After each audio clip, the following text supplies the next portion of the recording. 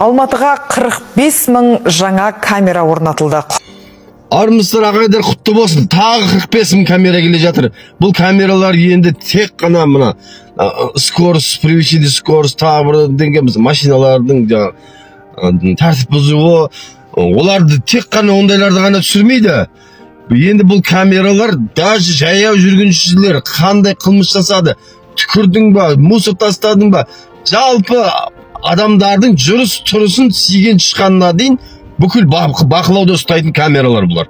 Бүкіл халықты бақылауда ұстайтын камералар. Енді мақұл деймін да, мақұл енді. Халықты ақыры бақылауда ұстап отырған кезсіздер үстінен камерамен қарап.